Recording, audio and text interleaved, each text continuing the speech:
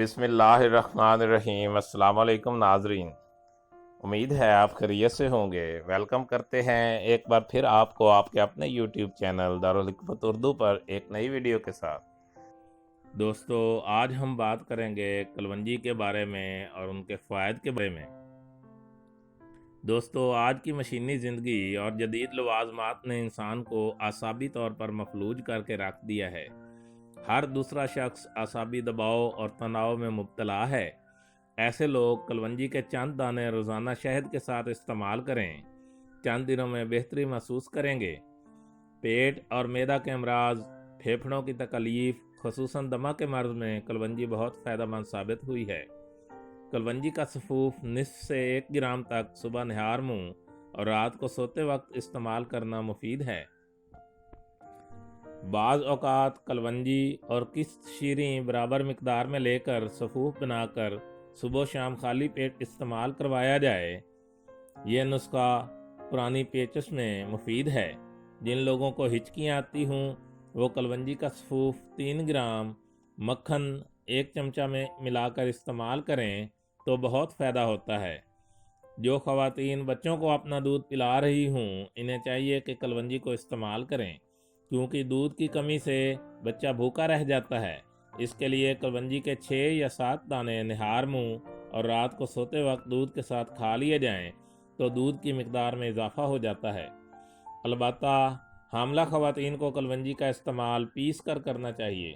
जिन ख़वातीन को माहाना अयाम में कमी हो या तकलीफ़ हो और जिनको पेशाब कम या तकलीफ़ से आता हो वो 3 ग्राम कलवंजी का सफ़ूफ रोज़ाना इस्तेमाल करें। कलवंजी से निकलने वाला तेल 2 किस्म का होता है।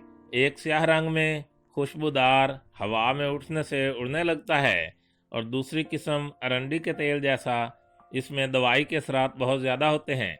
ये तेल बैरूनी तौर पर इस्तेमाल किया जाता है और बहुत से जल्दी अमराज में मुफीद है।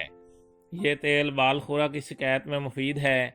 बाल खुरा में बाल उड़ जाते हैं और दायरे की सूरत में निशान रह जाता है। ये दायरा दिन ब दिन बढ़ता है और अजीब नाखुशगवारी का एहसास पैदा होता है। ये तेल गांज को दूर करने और बाल उगाने में मुफीद है। इसके इस्तेमाल से बाल जल्द सफ़ेद नहीं होते।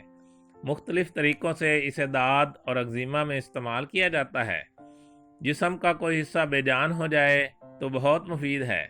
कान के वर्म और निसियान में फ़ायदेमंद है। कीमियादानों ने कलवंजी पर तहकीकात के बाद बताया है कि इसमें ज़रूरी रोगन पाए जाते हैं।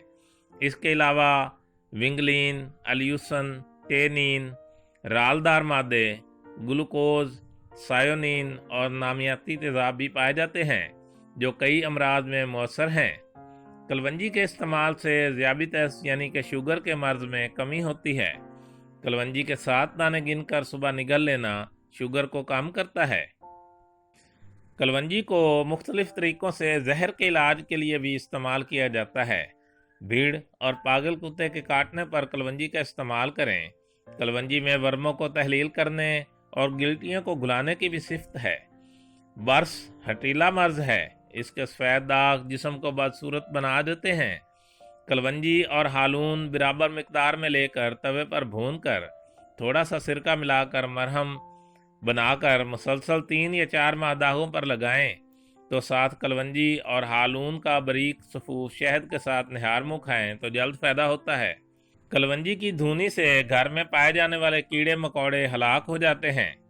कलवंजी को कीमती कपड़ों में रखा जाता है ताकि कीड़ों से महफूज रहें। सब फ़वाइद के साथ साथ ये अमर भी पेश नज़र है कि तवील अरसा तक और ज़्यादा मिकदार में इसका इस्तेमाल ना किया जाए, क्योंकि इसमें चंद मादे ऐसे होते हैं जो सेहत के लिए मुज़र हो सकते हैं। अलबत्ता वक्फा देकर फिर इस्तेमाल लाना मुफीद है।